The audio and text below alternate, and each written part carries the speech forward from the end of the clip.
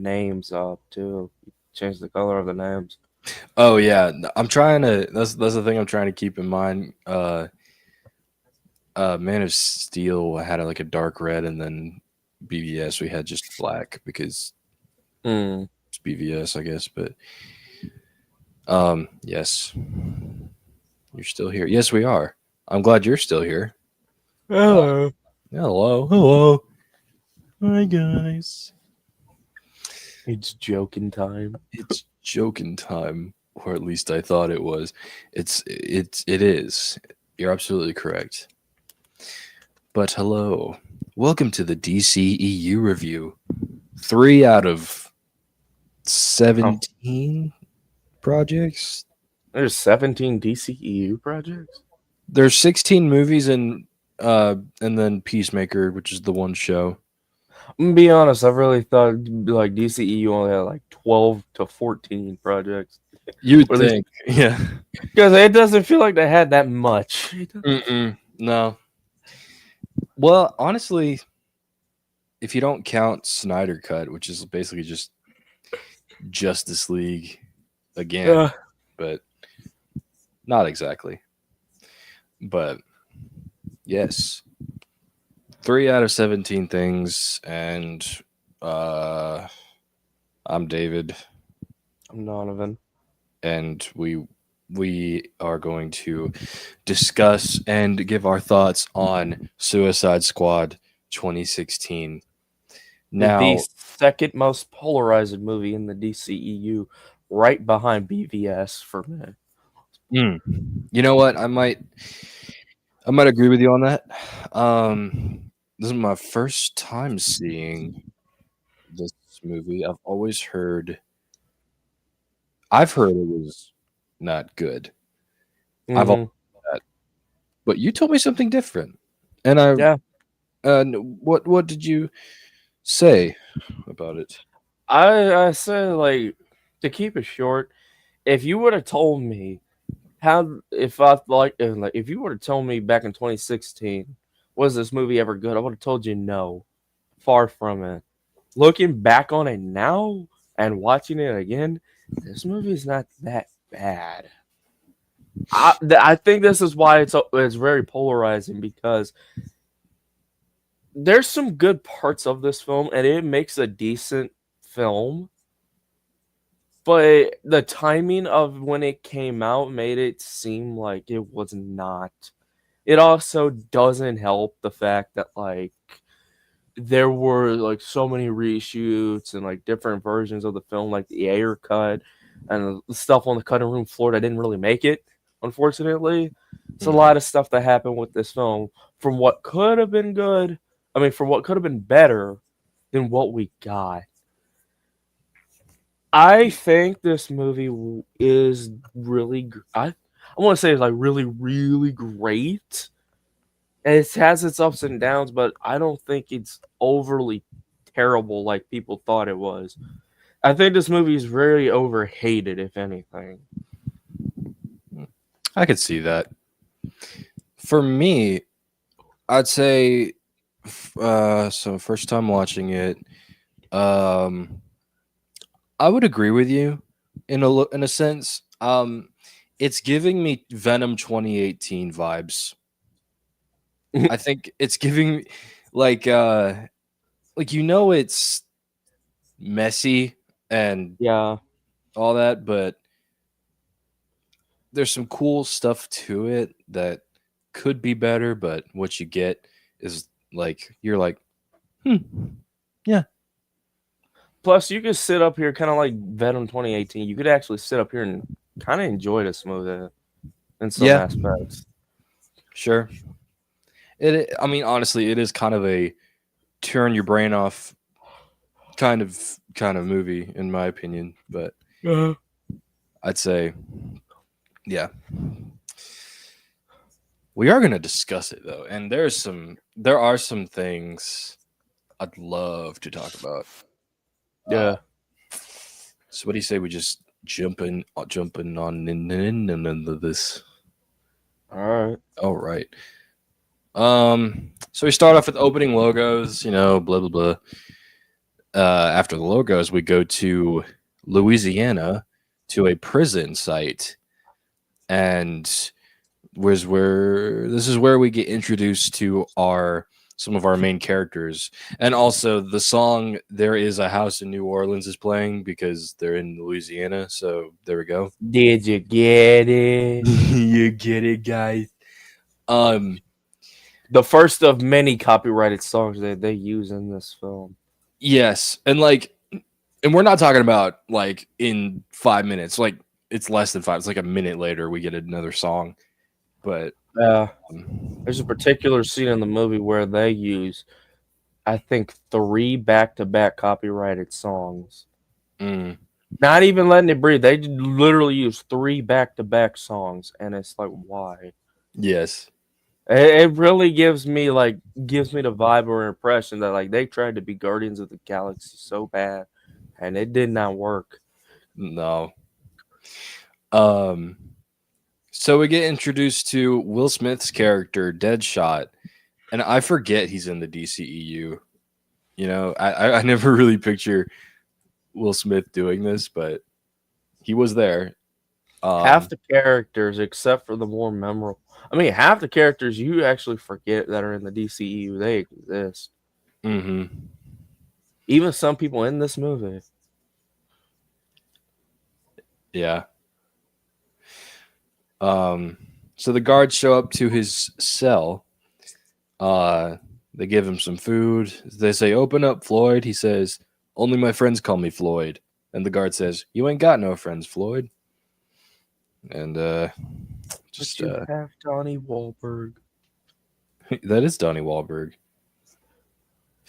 Um, but basically, the guards just or Mark Wahlberg's brother. Is that right? Yeah. Okay, so Mark Wahlberg's brother making fun of him, and he's messing with Deadshot, and he's like, "I'm gonna break out of here and I'm gonna kill you." And he was like, "Oh, you're threatening someone in staff. Let's have some fun. We're gonna beat you up." So they do, and that happens for a little second there. Um, so then we get introduced to another character and another copyrighted song. Um, Harley Quinn, Yep. doing some not trapeze. That's not what it is. She's hanging from the cell with a like a With like long. what looks like was hanging by clothes or bed sheets, probably bed sheets. It looks like bed sheets, yeah. While playing "You Don't Own Me," so I mean, I guess I would have been fine with this song if it was played like at another point in the movie. But starting out like right off the bat with this song, there's not a lot of context because you could equate that to like her relationship with Joker, but Mm-hmm. I just think starting it off right off the bat, especially to this new rendition of the character, I think you'd want to start fresh and like show it later. Personally, um, but so Walmart Mark Wahlberg shows up at Harley's cell, and they start flirting and all that. And Harley's supposed to be really hot in this movie. That's the thing. He's hot. Oh no, he's hot. um. So she's not allowed to touch the bars, and then they tase the bars, and there's a flashback. There's another thing too. There's a lot of flashbacks in here. Yeah. A lot of colors and weird effects to them. Weird effects, weird colors, weird like imagery of like what they're trying to showcase here. Yeah. Um. So it's just her in the cell, basically getting abused. It seems like I don't know. It was showing flashbacks of her getting abused, I guess getting experimented on. I think that's what. Yeah. And then she runs full force into the bars head first, and then I think KO like knocking herself out. Yep. It was kind of funny, but And then our third, no, not our third character. We cut to, I believe, Washington D.C. And Amanda Waller. This is Amanda Waller's introduction. She gets out of a van and she's about to meet some guys, but she has some narration. The world changed when Superman flew across the sky. No, No, you had Wonder Woman. you did have You had Wonder the Woman. Justice Society. To be fair, you also had Batman. No, it Yeah, didn't. you had Batman for 20 years already. You had Batman for 20 years. Bats is in his 40s in the DCEU. Yep, You had a Wonder Woman in 1910 and 1984. yep. And again, you had Justice Society from Black Adam. So I don't want to hear that. See, this is why unplanned prequels do not work. No, this is why trying to stretch out an entire universe and only your second film doesn't work. That too. Um, so it changed when he flew across the sky. Then she says, and then it changed again when he didn't. Ooh, and then it shows a Yeah. guy selling T-shirts and costumes. But the thing is, it wasn't just the DCEU Superman logo. It was the comic accurate Batman and Superman logos he was selling on t-shirts. Why? It's still We don't the know. best worst thing I have ever caught in that movie was that. Yep. And I even told old David too. I was like, "You're gonna love this part." I He didn't sure. even know what it was. You were gonna love it. And sure enough. Yep. Yeah. This is a problem in later movies as well, but we'll get to those when we get to those. This is like if they had the MCU Spider-Man and they showed the top, like the Tobey Maguire Spider-Man T-shirts Oh instead. man. That would have been funny. Oh dude, in Age of Ultron, they have like graffiti of like the 60s Avengers. Do they? Yeah. There's a deleted scene especially where they have Captain America and it's like defiled, spray painted, like you suck kind of thing. Uh huh. But it was the 60s Captain America head with a MCU Captain America in the real world. Which is I hate that because it's like it's a new thing you're doing, and then connecting comics to that, it's like what's DC, and then you have a Professor X moment in Deadpool kills the Marvel Universe. I don't know. That Deadpool moment was low-key funny though. Yeah. Um. So basically, Superman's dead, and she says, "And that's why I'm here." And then the Suicide Squad logo pops up. Very colorful with guns, very shiny, very photosensitive. Uh, so we'll get to the. Should we talk about it now, or should we wait till we get there?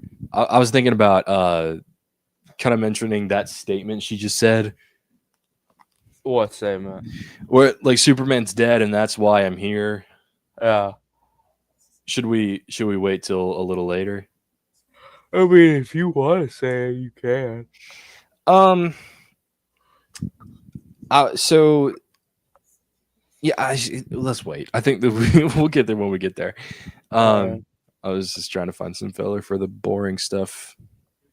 She shows up at a restaurant and meets some government officials. It seems like, Including Red Guardian. including Red Guardian. He's not Why Russian. is David Harbour in this movie? That's a good question.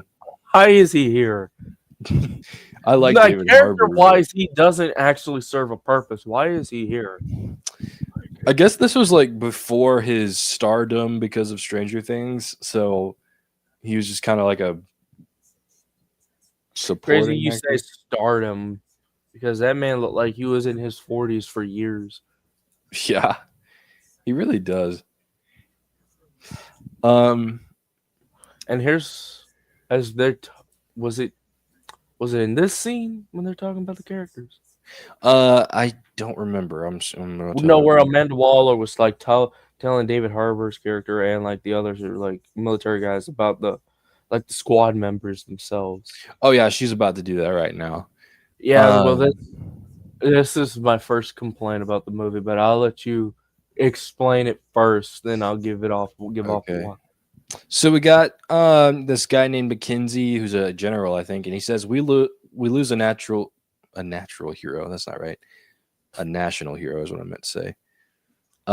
We lose a national hero, and That people did not like. yeah, we lose a national hero. But you can sit there looking like the cat that ate the canary, and she Ha! says, "I've eaten a lot of canaries." Okay. I Anyway, shot out Black Canary. yeah. So basically says she finally has them, the worst of the worst. Which brings out a top secret. It says top secret on the notebook that she has with the three Yeah, ring just to binder. make sure it was classified. It's Yeah, friendly reminder. yeah. So it's like, so these people have abilities, I hear. And she's like, yo, yeah, they do have abilities. You know what the problem with a metahuman is? The human part. We got lucky with Superman. He shared our values. the next Did he? the next Superman might not. Homelander. I'm just saying. Dad actually had a Homelander in DCEU, and he was strongest Superman. Oh, y'all cooked. Yeah, yeah. Y'all cooked. That's all I can say. Yep. So yeah, did he though? Did he really? Did he? He grew up in Kansas. Give him Which a is break. about as American as it gets. Yeah, he's here to help, but it has to be on his own terms. Bro, like crashed into a jet or a drone a few times. He broke 2 drones in the span of 2 movies. So, yeah. And the guy's like, so you're playing with fire here. And she's like, I'm fighting fire with fire. Firefly. So, yes. Firefly. So we start off with our characters. First up is Deadshot, who we got a peek at earlier. And this is where you have to like pause the movie a lot because they say a lot of stuff. But I'm not going to get into all that unless you have something to say about it. What? Just the stuff they list off in his little like character profile with all the guns he shot and all that. Oh yeah, he can shoot a potato gun. He can shoot a potato gun. He can shoot a potato gun for some reason. Yeah. Lethal from 4,000 meters. All right. I don't know if a spud is that strong, but all right. He'll make it work. And then rap music because Because it's Deadshot, yeah. and it's Will Smith, who used to be a rapper at one point. Yeah. So there you go. So he's labeled as the most wanted hitman in the world. So Meanwhile, he's... Deathstroke and Bloodsport, they existed. Yeah. Meanwhile, they existed. Exactly. I guess we just don't care about Deathstroke either. Mm-hmm. Neither did the DCEU. Nah. So yeah, it's Will Smith just basically being himself, but with guns, and he's waiting on top. Go ahead. I kind of like the little thing they do. Is like him showing off his skill as actually ricocheting. Mm-hmm. Because he can actually ricochet his bullets. And there's a thing with him too. He has the moniker "the man who never misses," and he pretty much shows it before he's supposed to kill somebody. Mm-hmm. I like the exchange he had with the dude on the phone too. I also like his outfit. I like the outfit. Yeah, it's not bad. So yeah, he does this cool thing where, well, before he actually shoots the guy that he's supposed to get, he attaches something to a fence where they know they're gonna be at, and he's up on a roof, shoots at a little deflector thing, and that bounces Yeah, off of the deflector and hits the guy that he's after. So that's pretty cool. Um, so then he puts the mask on for like 1 out of 3 times in the entire yeah. movie. Because apparently Will Smith didn't like the material, either that or he was allergic to it. But from what I heard, and take it with a grain of salt because I don't remember much of it, he didn't want to put the mask back on. Even though they're like, well, we can change. Even though, like, I don't think anybody in the studio was like, well, do you want us to change the material? Maybe they did, and I don't, and I just, maybe they did try it and it just didn't work. But no one, but like, thinking about Will Smith, they probably asked if they wanted the material changed. He still didn't want to put that mask on, No, which sucks because the Deadshot mask wasn't that bad. It could have been better though. sure. He only wears it for like once or twice, and it's just like, what was the point of you having this if you don't want to wear it? Do you think it's a star power thing where like a really big movie star has to like show his face? See, I don't like that. I don't like that because it's Star Wars did the same thing. They did it with Kylo Ren, where it's like, oh, Kylo Ren has a mask. It's cool. We have to take it off. Oh, you have the Mandalorian in the exact show in season 1 where they straight up say verbatim, if you take your helmet off, you are no longer a Mandalorian. What do? Show Pedro Pascal. He's no longer a Mandalorian. Mm. Why? Yeah, Star Wars did it. DC did it. To a degree, Marvel. Captain America kind of did it too. Oh yeah, I think To a degree, they all did it in the MCU, and it's just like, first eh. event. I think first Avenger is good for like the final battle anyway. It makes sense if it's for the final battle, but like, buddy, if it's something like, let's say, the Winter Soldier, and we're in the beginning of the movie, you don't Oh take your dude, helmet off. You don't ever take your helmet off in front of the bad guy. he doesn't even wear a costume for the majority of the movie. No. And also, I think Civil War is probably the most consistent with him actually wearing the helmet and like Yeah. entire costume. Yeah. And Endgame at the final battle, but I would still say Civil War because Endgame, there were some times where he didn't have a helmet or a costume either. true, yeah. Infinity War, yeah, that No, didn't we don't count. talk about Infinity War because that man did not have anything. He looks cool, but it wasn't. Civil War had the most consistent cowl usage. Infinity War had the most consistent outfit usage. Yeah, I think that's fair. So Amanda Waller mentioned something about leverage and weaknesses, and mentions that Will Smith, Deadshot, has an 11-year-old daughter. So Oh. nice, Waller. You're horrible. Yeah. Nice, Waller. You have stalked and may or may not have harassed a child. Congratulations. Good job. And Will Smith loves his daughter, and it's his ex-wife and stuff like that. He can't see his daughter that much, and she's like, "I know what you do for a job, but I still love you, Dad." It's like, "Oh, okay." And then they go down an alley, and then Batman shows up. The first of many appearances in these flashbacks.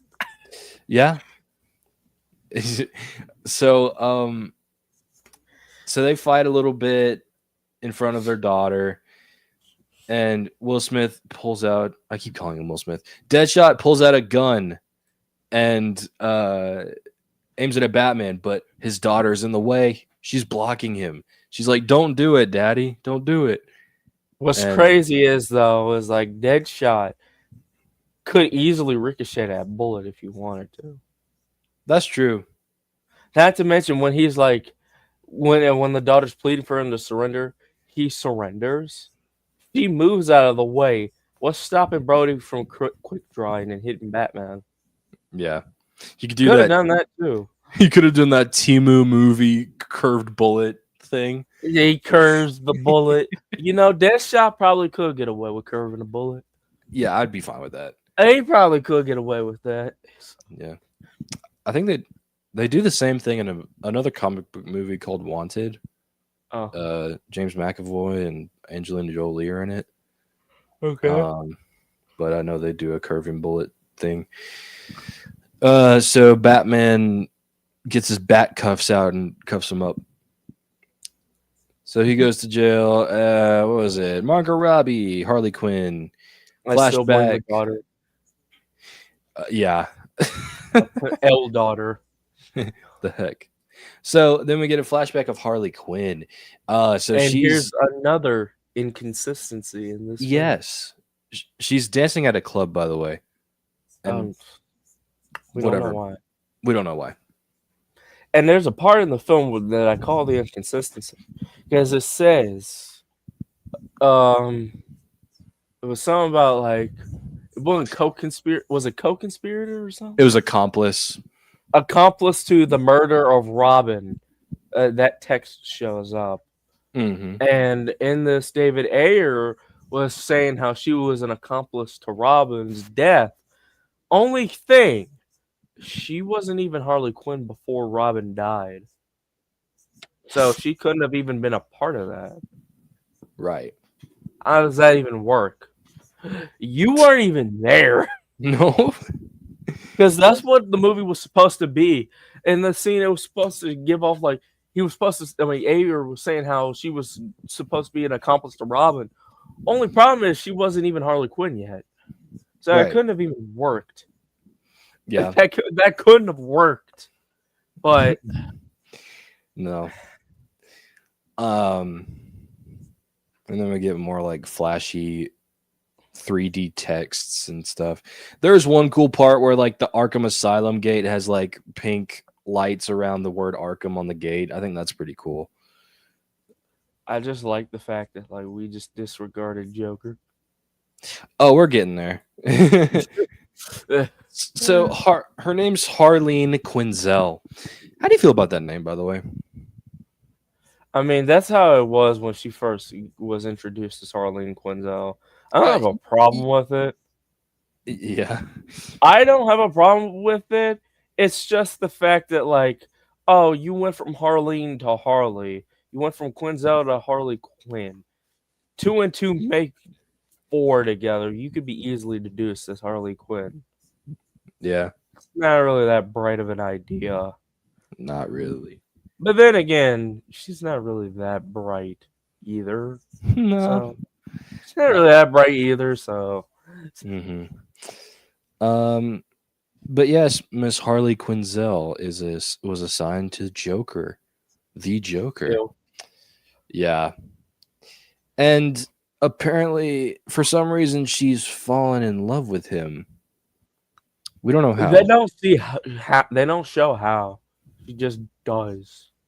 Yeah, she just does. And then Joker says, "There's something. Can you do something for me?" And she's like, "Anything. I mean, yeah. Sorry, yeah." And he says, "I need a machine gun." She's like a machine gun. And Yeah, then he just gives off this low chuckle. And it's just like it's just like, okay. There yeah, are some parts of this movie where there's like two parts in this film. This being one of them, where no, actually three. This being the first, where Joker can't be proven to laugh really good. yeah. The thing is, Leto's Joker can let off a decent laugh. This man doesn't want to for No. whatever reason. He has to sound like he's a dying chicken being choked to death. How did his method bring him to that? That's my. How It makes no sense. they say there's a method to the madness. I would like to know how. I would like to know. I would like to sit down with Jared Leto and talk to him. How the heck did you method act for this? Yeah. What was going through your mindset? What made you choose the things you decided to do in this film? Yeah. How come we've gotten 3 method actors in a row to play Joker? Ledger was oh yeah, I forgot Ledger method act. How did we get three method actors to play Joker and two of them actually did method acting well? Right. Two of them actually method act. The other one acted like he was method acting. He was just Yeah. being a prick behind set. Yeah. I just want like an actual, just a Joker actor that doesn't have to method acting to still do a good job. I mean, that's what Jack Nicholson and Cameron Monaghan was for. Yeah. I wish Monaghan actually had a better hand at being Joker. I'm gonna be for real, because he Bring him was not back. bad in Gotham. No, I've Bring heard he him was back. really good. Yeah. Bring back Cameron. Give him an actual Joker. Mm-hmm. You Yeah. know he should have been the Joker in Suicide Squad. Oh yeah. Ooh boy. I Dude. mean, And then I could actually like if you gave him a different look and stuff, I would I could understand like Harley falling for him then maybe a little bit. yeah, because it's Cameron Monaghan. I will see her falling over him over than Yeah. Jared Leto. And he's a good looking guy, but other than that, I feel like he'd also have like more character to go off of than whatever Jared Leto brought. I would say Monaghan's would be far more comic accurate than Leto's. That's for dang sure. Oh yeah, absolutely. Um so Also, Cal Kestis got Force Riz. He got the wait, who had Force Riz what? Cal Kestis. He got that Force Riz. I don't know who that is. I'm sorry. That's a character played by Cameron Monaghan. Cal Kestis. Oh, okay. From Yeah. from the Jedi games, Jedi Fallen Yeah. Order and Survivor. I got you. Okay. You got to put on the purple poncho. That's Yeah. Dude, so I'm watching it, or I'm watching the movie while we're talking about it. So when it cuts to after it's like I need a machine gun, it shows Joker's goon shooting at the police, and this guy in a goat mask with a gun gets shot, and you hear a goat go. Bleh. oh, did it actually? Yes. I didn't even see that. I didn't even notice that before. Dude, why? And there's just a bunch of people in masks. We got a panda costume. We have I a love bat. Panda. Yeah. Dude, We have 1939 first appearance Batman as a mask. Stop. Please. Stop. Literally it. first appearance Batman from 1939 as a mask. Yeah. Why? I don't know. Why? You even got this dude who looks like a fake Slender Man too. Mm-hmm. Yeah. He's dressed up in a suit and tie, has this faceless mask with nothing but like a black mouth. This is like, Yeah. where'd this come from? Mm-hmm. So These look like something Joker would have as goons, though. But like, why? yeah, exactly. Yeah, why? The thing is, it's like I can see Joker having these, but probably 60s Joker or maybe Monaghan's Joker. Yeah. Leto's, you would think because he's like, you know, kind of supposed to be like a gangster Joker, he would actually have gangster like goons. Yeah, At they least have like maybe like juveniles and like they have like face paint and stuff like that, maybe. yeah, or at least like at best like something similar to Nicholson's Joker. Mm-hmm. Or Yeah. at least dudes with clown face paint and masks. Like That would actually be awesome. I would love you would think he'd have that. No, he didn't. yeah. That would have been really cool. I would have loved a Joker gang. That would have been like he's just influencing different people to be in his gang. I think that'd be really awesome. Could have done what like the Arkham games did. Had normal goons, have clown face paint, have all these tattoos and everything, but they're actual gang members and they work for Joker. Or like you said, juveniles, because there's a lot of juveniles that do go into gangs. Yeah. Which could have made Leto's Joker even more menacing because now he influenced Harley. He's even influencing the youth to join him. Exactly. I think that could have been great too. That Joker would have worked for that, I think. Yeah. But especially since a lot of young people liked this movie. Like, you could have done that. You really could have. You could have made this Joker somewhat cool. Mm-hmm. But no. So he straps Harley down, and she's like, "I helped you," and he's like, "No, you didn't." And then he, Erasing my mind. The my music mind. playing behind it. I was just like, bro, He sounds you like Kurt. you he's mad that he's getting his memories erased from his mind. Yet when it comes to Joker, if he ever had an origin story, he would have preferred it to be multiple choice. Mm-hmm. So whose fault is that? That's something I don't like. They just took that character bit out of Joker right then and there. It's like he doesn't Yeah. do that now. Mm-hmm. I'll Yeah. be your friend. So, or what? I'll be your friend. But I think, I yeah, do like this one scene though, where he does say, "It's it's the scene from the trailer where he's like, I'm not gonna kill you. I'm just gonna hurt you really, really bad." And I'm like, that doesn't sound bad for you. no, It's not bad for you. yeah. So then, yeah, he zaps her head or her brain or whatever, and showing flat, Electroshock therapy for the win. yeah, showing flashbacks or flash forwards and stuff, and then we get a callback or a tribute to Alex Ross, right? Yeah. Yeah, Hold on, let me actually show it. yeah, please do. Yes. I mean, I got it right here too. If you want me to pull it up here, I got it. okay.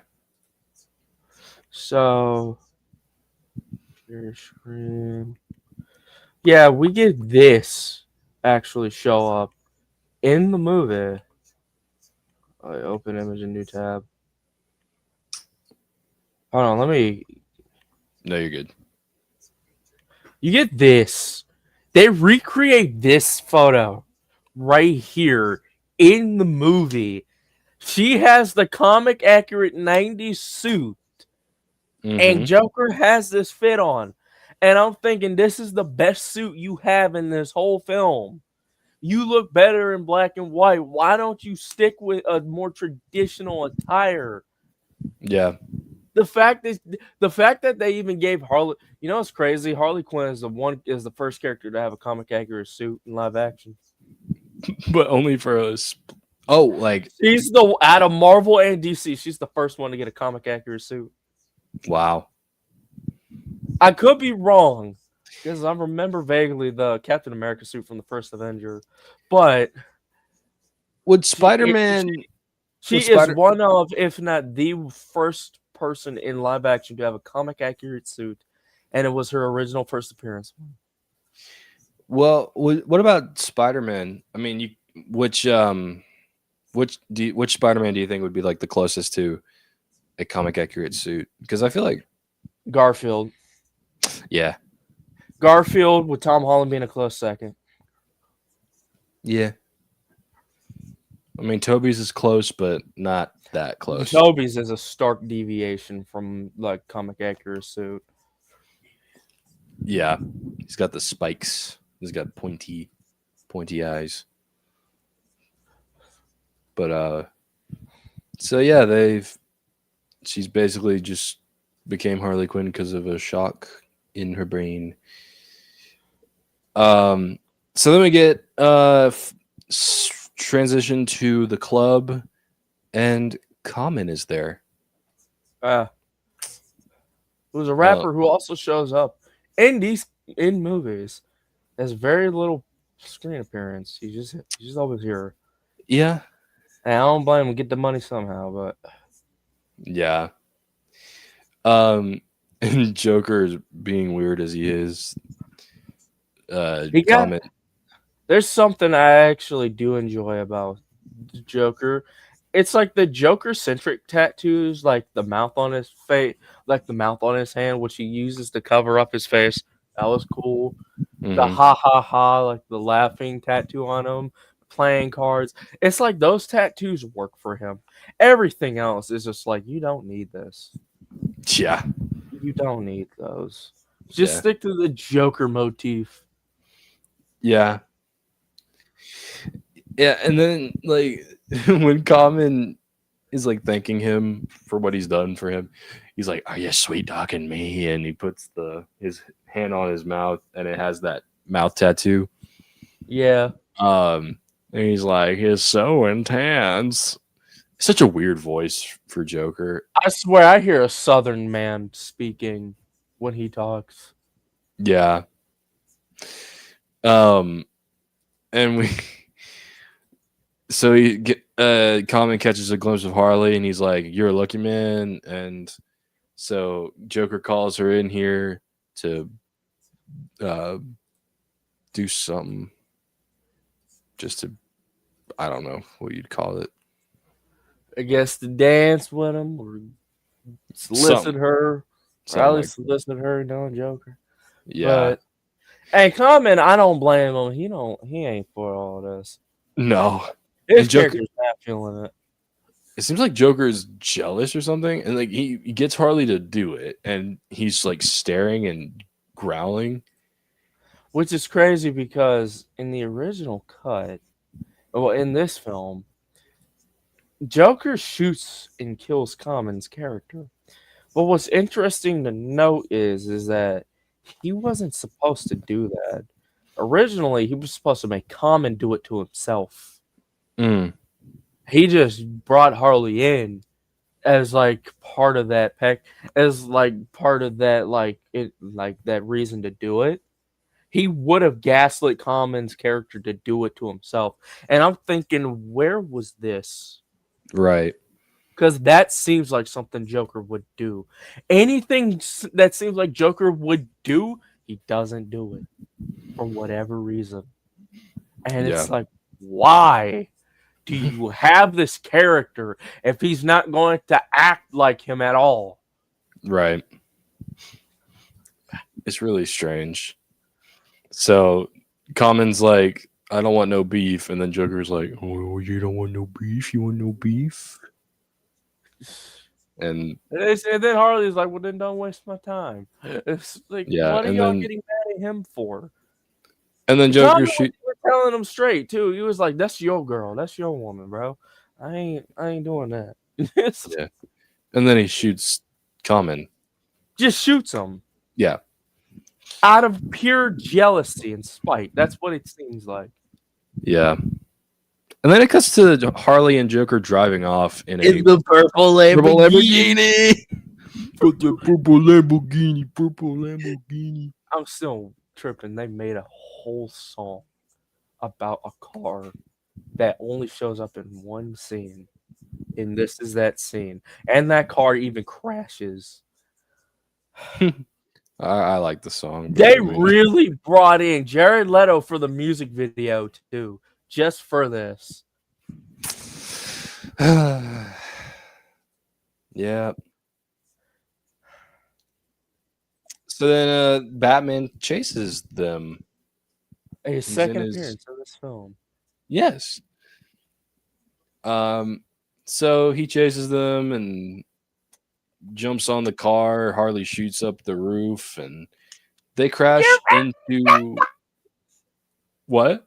You're already dead. Putting against the wheel. I do like how they do call her. I do like how they do make Harley call Joker Puddin though. Yeah, I like that. Oh yeah, I forgot one thing to know, and I told you this before a couple times, but on the subject of the Robin thing, here's what mm, kind of irks me, and I really wish they added this, but I'm kind of glad they didn't because even then it wouldn't make sense for him to still be kicking. Why in the world did they say she was an accomplice to Robin's death? Okay, fine. Batman in the original cut was supposed. They were gonna actually explain why Joker had the damage tattoo and the grill in the first place. It wasn't mm. for aesthetic choices. When Batman found out that Joker killed Robin, he actually found Joker and beat him senseless, even busting out his teeth. Yep. And the reason why he has the damage tattoo is because you broke me. This was Yeah. Joker responding to him saying, "You broke me." and the grill was so he can get his teeth fixed. And my guess is like, okay, you killed the Robin of a Batman who had zero qualms killing in BVS. Why didn't he kill you? Right. And you proposed a good idea. Like the only way that this could have been resolved is like if Harley tried to stop him, or if the police tried and stopped him. I think more or less Harley or like some of Joker's men. Yeah, if pulling they him. like, if they're trying to shoot at Batman before he can do the final blow or something, and that would Because make it's sense. like I find it hard to believe that a Batman who killed in the DCEU would just let Joker live after that moment. Yeah, no I way. just find that hard to believe. Mm-hmm. And Yeah. busting open his mouth was the thing he did. No, I think he did a lot worse. Or at least he Yeah. should have. Right. But yeah, Joker crashes the car into the water. I think to like a Yes. pier or something. Joker's gone somehow. He's somehow gone when Batman gets there. But Mhm. Harley Quinn's still there. She tried to swipe at him. Batman hit her with the big bonk to the face. Takes her out of the car. Gives her mouth to mouth to resuscitate her, and then Harley acts like she was kissing him. And that's how Harley got captured. Yeah. By the way, Batman captured pretty much almost everybody in this film.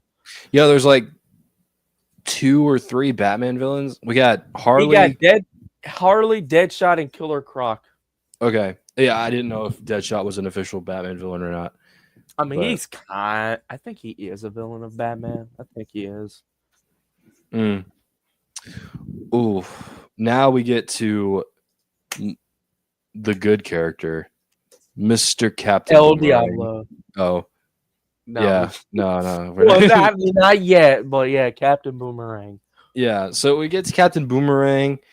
So he hasn't really killed anybody. So this is a weird thing too. It's like worst of the worst. He Worst robs of the banks. worst. Worst of the worst. Captain Boomerang is probably not only the most sane, but he's the most tame out of the bunch. Yeah, charges 54 counts of aggravated assault, 98 counts of burglary first degree. Deranged Fetishes, pink unicorns. Yeah. I thought that was funny. Psych profile, deranged lunatic, possible alcoholic. Possible. Well, I mean, you could be a deranged lunatic because of the alcoholism. Like, what's your point? Yeah, like what are you trying to say, bro? What are you alluding to? He Yeah. looks perfectly sane to me. Yeah. So this is in Australia, so he's an Aussie. Oh, crikey. Crikey, mate. I like Aussies. But so he's got another guy with him. He's like, we're gonna be rich, and he's like, yeah, mate. But then he throws his boomerang at the other guy because he's gonna take all of the money for himself. And then when he's walking away, bam, the Flash. Yeah. So it is Ezra Miller with the suit. With the suit, not the Flash movie suit, the one No. that we all eventually got used to wearing, and then he wore the comic accurate one. Yep. And he says, "No honor among thieves," and he runs into Boomerang and knocks him out. I wish you weren't Ezra Miller, bro. I wish Ezra Miller won. Either I wish it wasn't Ezra Miller who played Flash, or I wish Ezra Miller wasn't just a weird and cruel individual. Yeah. I wish he wasn't such a weirdo. I try to think of it as this is a character that doesn't do anything wrong. There we go. Ezra Miller should be in the Suicide Squad, to be honest. Yeah, maybe. Was it Captain Boomerang in the Arrowverse? I don't know. I would assume he would be because he's a Flash villain. But no! Oh dear! Is he in the show? He's in the show, but he dies. And the worst part is, as far as I'm going through as I'm going through the appearances, it shows he was in Arrow season 3 and season 5, but he was in the Flash season 1 as mentions. What? So a Flash villain who is not a villain to Green Arrow he's a villain to the Flash himself was only mentioned twice in season 1. That's like mentioning that's like mentioning Joker twice. In the Arrowverse, Boomerang is mainly an enemy of Oliver Queen Green Arrow since the Suicide Squad is primarily featured in Arrow. Well, why in the world is he a Flash villain for Green Arrow? You know, they do this with Batman villains too, and I can't stand it. Yeah. So many times. Well, This show did not know what they wanted to do. no. They just disrespected the Squad for real. Yeah. When you realize the Squad in this movie was probably better than the Arrowverse one. Yeah. Now, I think before we move on to your favorite character, I think it's time to mention Batman and Flash showing up, right? Yeah. So you wanted a Suicide Squad because I guess they're expendable, right? They're expendable bad guys that you can use for like big or like special occasions, right? But the thing is, it's not a special occasion.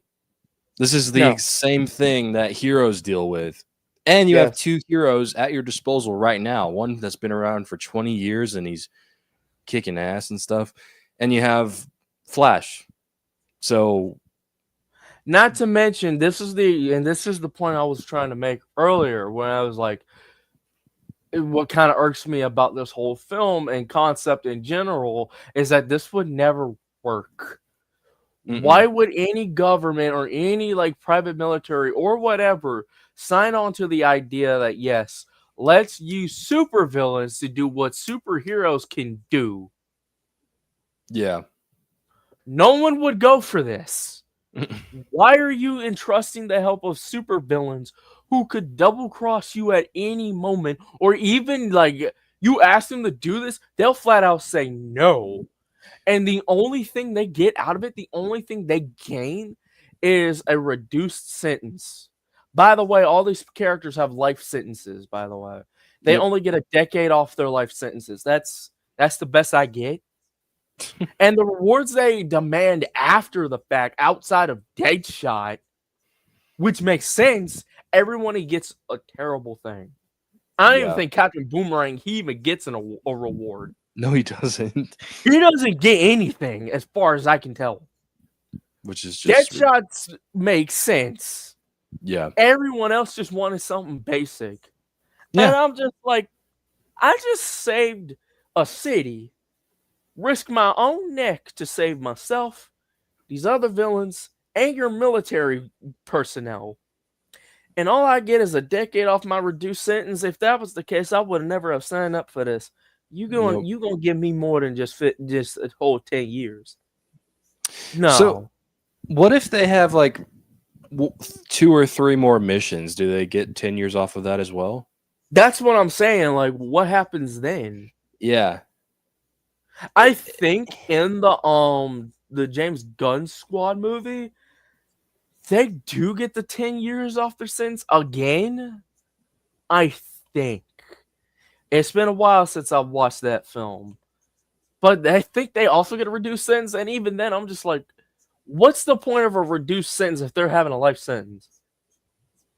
That's like you saying, oh, if you do this for me and you on death penalty, I'll make sure you get off the death penalty. Okay, fine, I'll do the mission. Congratulations, you're from the death penalty to just life now. Buddy, what am I doing here? It's just like, not to mention, they have bombs implanted in the back of their skulls, too. So at any given moment, if Rick Flag were to die, they die. If they fail the mission, whether Amanda Waller does it or the enemy does it, they still die. So it's like, you're losing regardless. There's nothing to be gained from the military, from Amanda Waller, and the villains themselves. Yeah. Nobody wins anything. Everyone's effectively losing. Now, So if this was like a way to like just extinguish the villains, like this was a Waller's plan, like she just didn't expect the villains to last, and then they prove her wrong. Okay, you've impressed me. You might get more now, but no, you just wholeheartedly sent villains to do what heroes can do. Except the thing is, heroes can do it 10 times better. yeah. Like, and it's not like you don't have any. You just Oh gotta yeah. go find them. You Wonder gotta go Woman. find them. Wonder Woman's out of hiding, by the way. So you have Yeah, three she's people. out of hiding. So is Batman. You got Batman. You got a literal Amazon. You got the fastest man alive. All you need now is the King of Atlantis and a cyborg. And Cyborg, I can kind of understand. Cyborg, I Yeah. understand. Same with Aquaman. But you got at least 3 heroes that can do something that a whole team of villains can't. Yep. Out in public, they can do stuff. Out in public. Yep. Heck, Batman has been doing this for over 20 years. Came out of retirement, did it again. The Flash, while he's probably the newest kind of hero in the team, he's still effective. And then you got Wonder Woman, who's been a Greek Amazon for like decades, maybe even longer than that, who fought the literal god of war and won, and also helped win World War One. Would the Justice Society be in there? Justice Society, if they're still around too, could still help you too. Like, Yep. why would you need the? Who's gonna trust villain? Okay, yeah, you got the military backing them. Okay, you got bombs implanted in their head. Who's seriously gonna look at this and say, "Yeah, this is a good idea. I'll definitely want to sign on to this"? Yeah. What? No. So This is like the Thunderbolts, but worse. yeah. At least the Thunderbolts had an excuse. They made sense. What's this one? So we're in agreement that the entire idea of the Suicide Squad in general is just retarded. Yes, it is so bad because no one would go for this. It is such a stupid trope. Mm-hmm. You have better luck having the 7 from the boys being a better effective team than them. Yeah. At least they cosplay as superheroes. Yeah.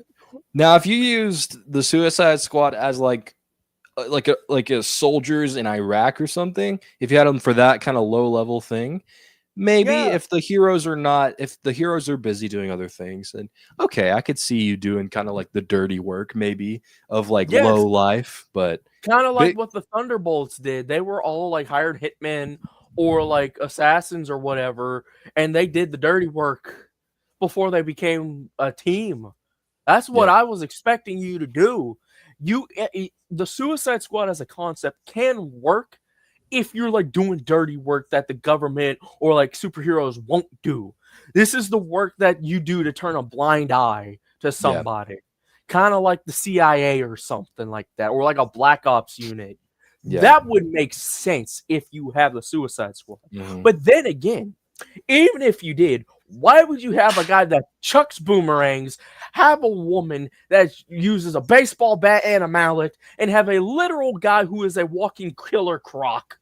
Where you have the man who never misses, you have Katana, and you probably could have enlisted the help of Deathstroke. Yeah. El Diablo I could kind of give a pass to. Okay, because at least he got superpowers. Exactly. The other 3, no. You could get El Diablo to commit war crimes. Yeah. It wouldn't even work. The team wouldn't even work for like superheroes gone bad. Like at the beginning when it says like, it's like, what if Superman broke into the White House and took the president? My brother in Christ, if Superman broke into the White House, not even Batman stopping him. And we've literally seen the nightmare sequences where Batman has lost to Superman.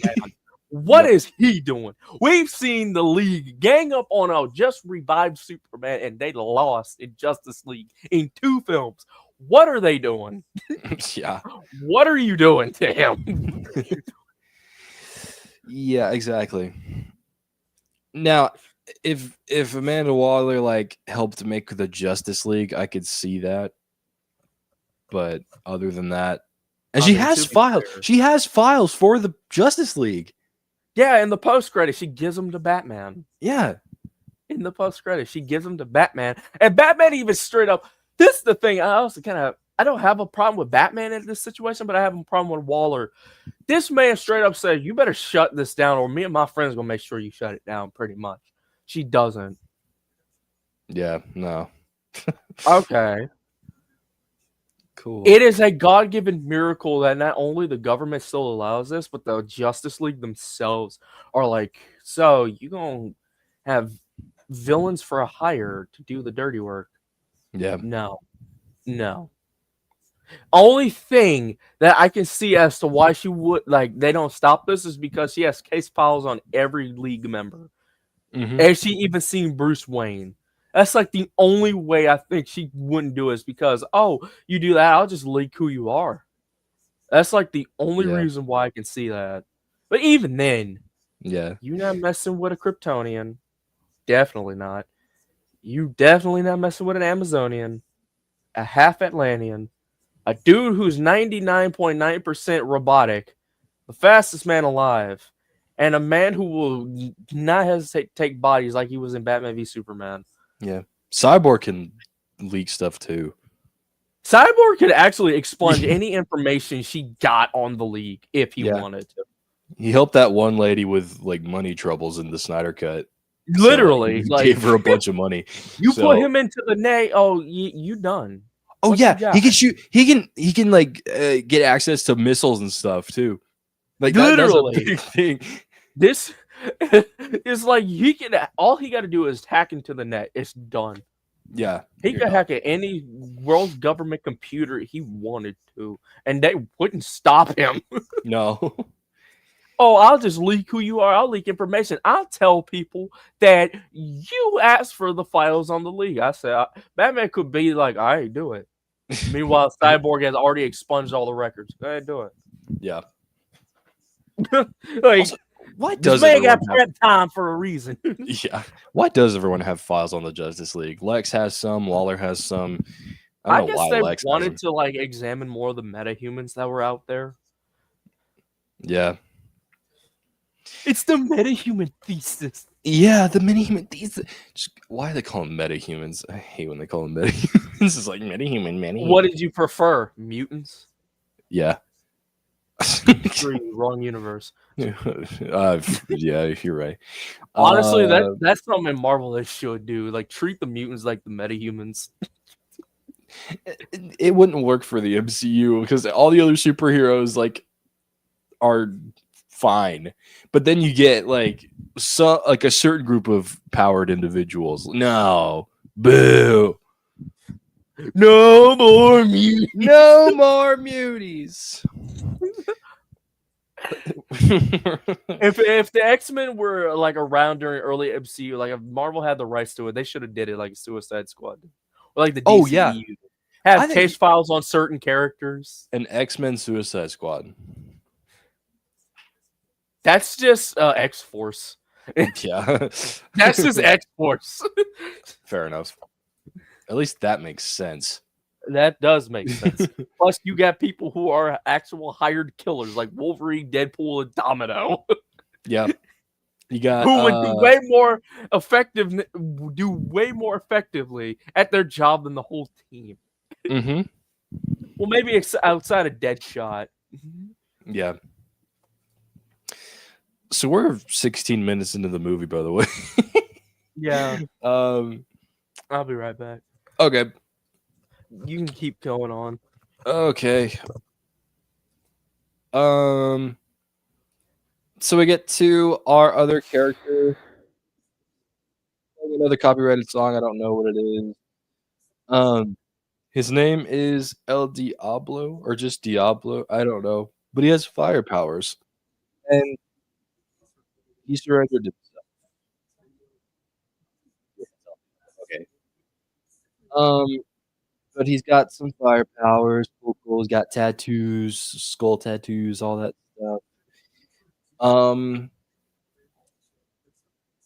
Yeah, that's pretty much it. Oh yeah, and there's a part in the movie where they show in the courtyard or on the prison footage. Yeah, exactly. But on the security cam footage, of the courtyard at the prison. It shows him burning up a whole slew of prisoners. It didn't even look like he got jumped. It's like, oh yeah, he got jumped in prison and he burned them all.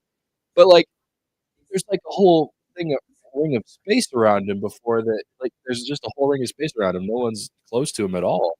So when he shoots the fire, it's just like I don't know.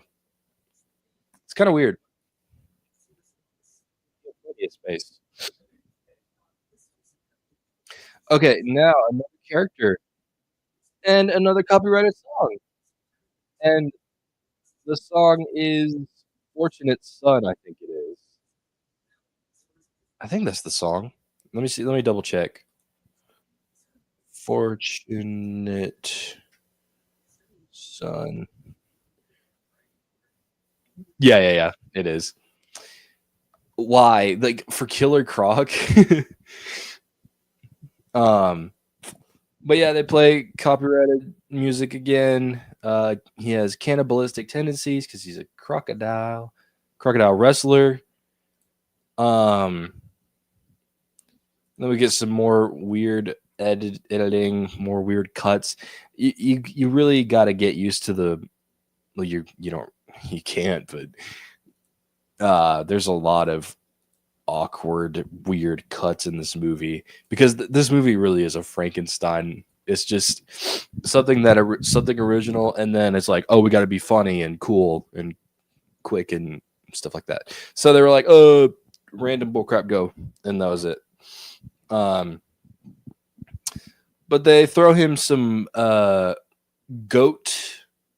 I think it's a goat, giant skinless goat. Yeah, drop it down to him. He eats it. That's pretty much it for Killer Croc. He eats the goat. So yeah, not much happening right here. They're just introducing more. He was chased out of Gotham by Batman. Stuff happening. All kinds of stuff. We got Killer Croc. We got El Diablo. So I think Killer Croc would have been better if he wasn't like just a regular looking dude. I'd say if you're gonna do a Killer Croc, make him CG, make him big, make him a big crocodile. You know, I don't like the well, I don't like this version anyway. This one's weird, the one they give us, but like Batman the animated series, we have Killer Croc as kind of a humanoid looking crocodile dude, and that works. But I think it makes sense to have a mutated big, kind of like the lizard in Spider-Man. Not Amazing Spider-Man, but just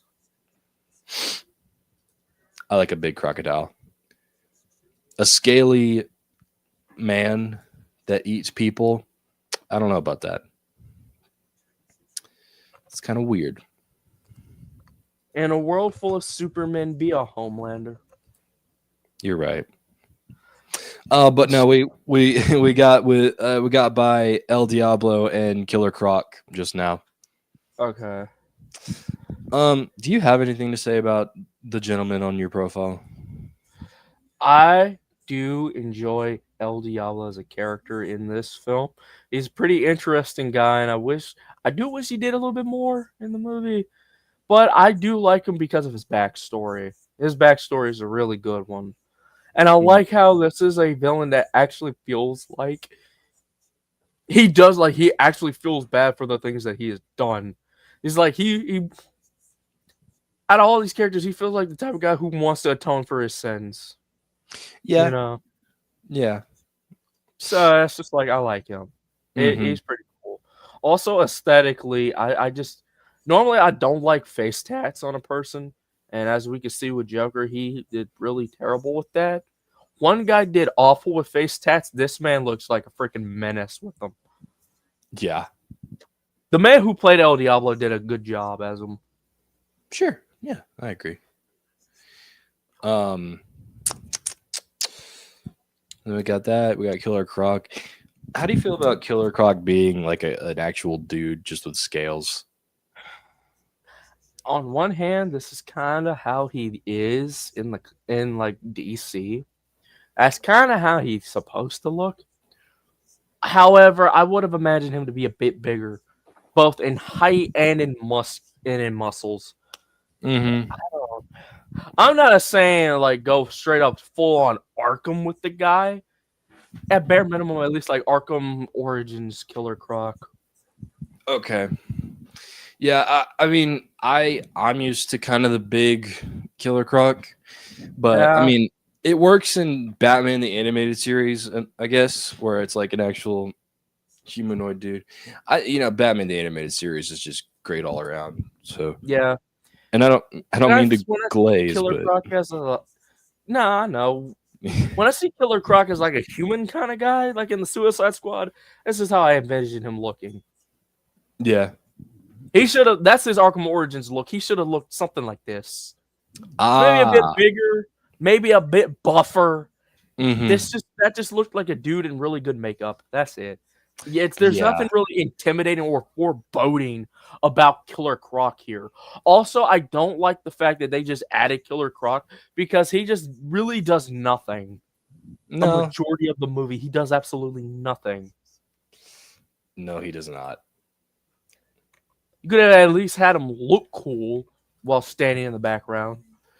Yeah. But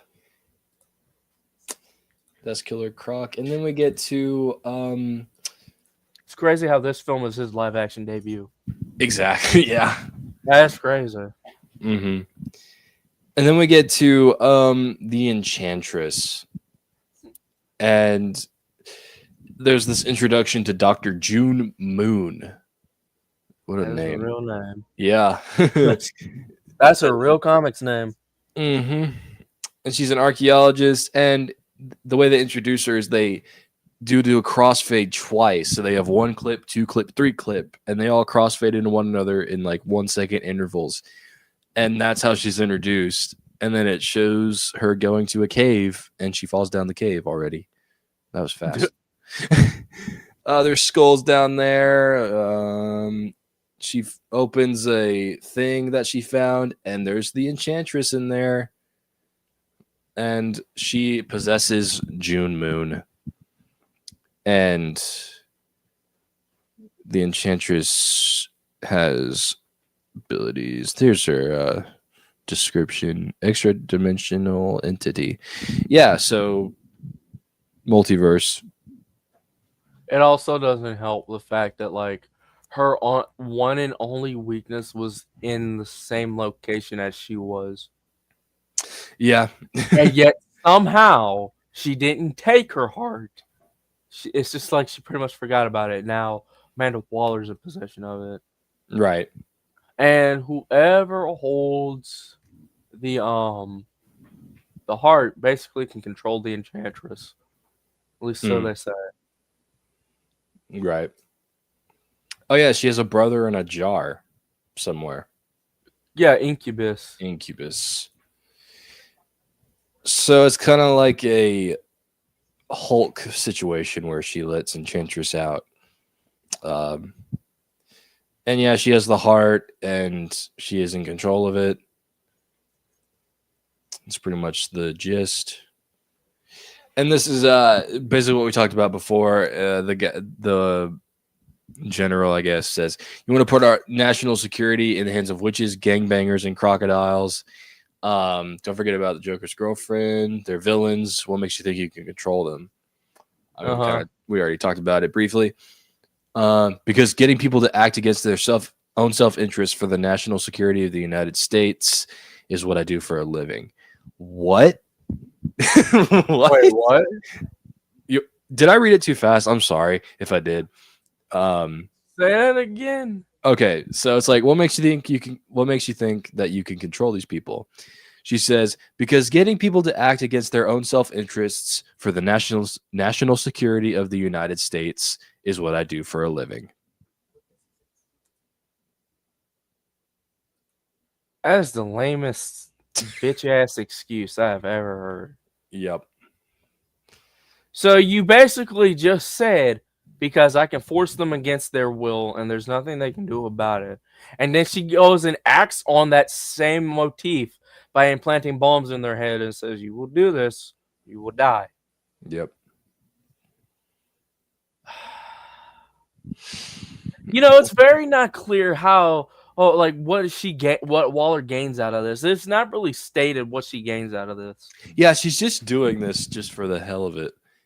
It's just literally. This is like one of those instances where you just do something because you're bored.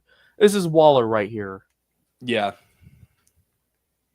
That's also helped that there was no setup with this either. They just freeballed a movie just to have it. Yeah. And she introduced World building because we need to rush it. Yeah. And then we have Rick Flag Jr. Who literally said to Amanda Waller, and I know I'm jumping ahead, Yeah. where he's like, "Why do you need?" He doesn't say this verbatim, but like you basically get the gist of it. He's pretty much like, "Why do you need to do this with villains? I could just get a couple of boys myself, and we could just do it. We could just do it with a bunch of military guys. Why do you need to do this?" And she's like, she's trying to justify this. It's like the "I'm from Kansas" all over again. It really is, yeah. Kind of, yeah. And Rick Flag, he proposed a good idea. Just like, give me a couple of days, I give some boys, and we'll do it ourselves. Like, why do you need villains to do this? Even he's questioning it. And then she just gives him this like lame ass excuse. If it was even an excuse. He's like, it's not World War II. And she's like, it's World War III. No, it's not. World War III is when Steppenwolf shows up. World War III is the Black Zero event that just happened. World War III is when Doomsday showed up. What are you talking about? Yeah, World War III is like, well, actually, World War 4 or 5 right now. So like, so World War III was like Black Zero, in my opinion. Black Zero. World War 4. Doomsday, and then you got 5, which is technically Steppenwolf. Yeah, so I mean, like, yeah, you have, and I know, like we said, like, yeah, Suicide Squad is not going to do jack crap against these superpowered individuals because you already got the Justice League for that. But how did Waller not hear about that? Like when Lex was in the ship learning about Steppenwolf and all that, the people or like the police go into the ship and arrest Lex, and he's in the sludge learning about like the mother boxes and all that. No one thought to look at that and consider that to be threatening. Not even Waller. She didn't even have that into consideration. Was that scene ever even in the theatrical cut? No, it was not. It was in the extended cut. Why. That's probably why. Because if that scene was in the theatrical cut, I can imagine her also like having that as like a look under the belt contingency as well. Because I don't think that scene was ever in the movie. Because I don't think it was ever in the like theatrical cut. If it was, it would make sense for her to like at least know about it then. But because they didn't have it in the theaters, they don't know it. Right. But you would still think though, because this is an alien ship, Amanda Waller would still have some sort of scheme up her like in her head as to what else could actually be up there. You know. Exactly. It also doesn't help that she uses the help of Jude Moon through Rick Flag, and she kind of uses Enchantress, and then she questions and wonders why. Oh, Jude Moon all of a sudden went rogue. I wonder why. This is so. Yeah, this is so fast. Do you see why this concept does not work? Yeah. But yeah. So we just got introduced to Rick Flag. Cut to him breaking into a house. Sees June Moon in a bathtub, and she's like, "Please help me." And then it cuts to them. What? Looking like Laura for some reason. Man. She does look like Laura. Looks like Laura in that scene. Yeah. Literally 2 seconds later, cut to them making out. So their relationship's already developed. I think it's like a time skip thing, which is why they do that. It is, but still, like, I don't know who y'all are. And that's true. I don't know. So yeah, in a world, and then there's a part here. Amanda Waller says, in a world of flying men and monsters, this is the only way to protect our country. What? Say that again. She says, in a world of flying men and monsters, this is the only way to protect our country. As she hands Batman case files of the other Justice League members. Forget about that. That doesn't matter. Oh yeah, and this is the stupid. This is the best way to protect the country, not with heroes, with the villains of the superheroes. Mm-hmm. As if they're going to play along and be good guys.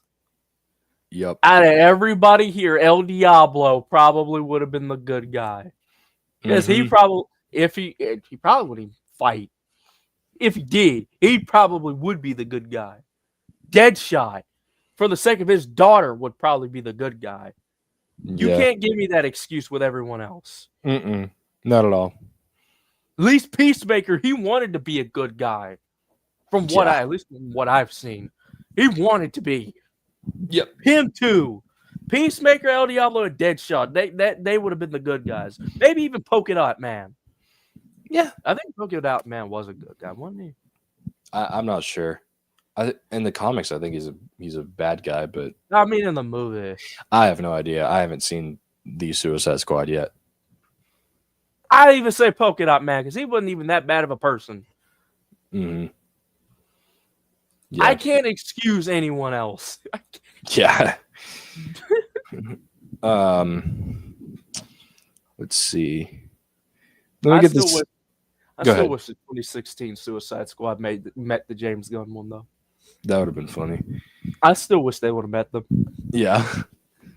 At least I would have loved to see Bloodsport and Deadshot interact with one another. Yeah. I feel like the only characters we get back are Harley and Captain Boomerang. Yeah. El Diablo, unfortunately, in this film passes away, which sucks. Spoilers, but whatever. We don't even know what happens to Deadshot or Killer Croc, or I was about to say Boomerang. Katana. Katana, you're right. We don't actually know what happens to Katana. She joined the boys. Yeah, she did. She said, you know what? I get better pay on Amazon Prime. My name ain't Katana. It's Kimiko now. Yeah. This is Kimiko. She got my back. I can just imagine Butcher just doing that same line, but in his weird accent. Oi. Oi, oi. This is Kimiko. She's got my back.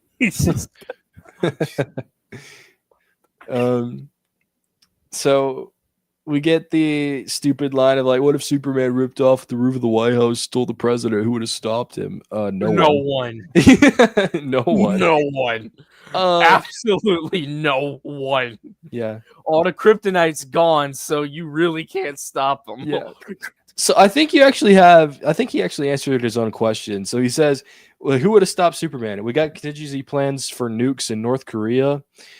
So by the way, in BVS, both theatrical and ultimate, so nukes basically kill Superman for some reason. They shouldn't, but they do. Either kill him or they at least knock him out, because it looks like they knock him out. Yeah. So you could just do that again if he goes into nuke space. him. Here's the problem, though. How are you going to nuke him? Thing is, with Superman, he was caught off guard with that nuke. That is true. And like if he's expecting it, how you gonna actually hit him? Right. And like he's yeah, he wasn't like too close to the sun either. No. He was, and the thing is, he was around the sun, like in space. The sun was healing him in space. So it's like, how you really gonna stop a man unless you hit him at night? Yeah, I don't know. You launch the nukes at him at night, because if he get hit with a nuke, the sun's gonna instantly heal him. Yeah. And the thing is, they don't know that the sun heals him. That's the worst part. Yeah. Nobody, not even Batman, knows the sun heals him but Superman. How this was You guys would be screwed. Yeah. And don't let him go after the nukes that all the world's governments hold. Because once he gets rid of that, what do you have? Exactly. There's nothing you could do to him. And all the kryptonite, that's gone. All the kryptonite is gone as far as we know. I mean, yeah, you might have the kryptonite spear. Where's that? Probably back in the water. I don't know. It's somewhere. Yeah. Probably Batman got it again. Knowing him. Probably.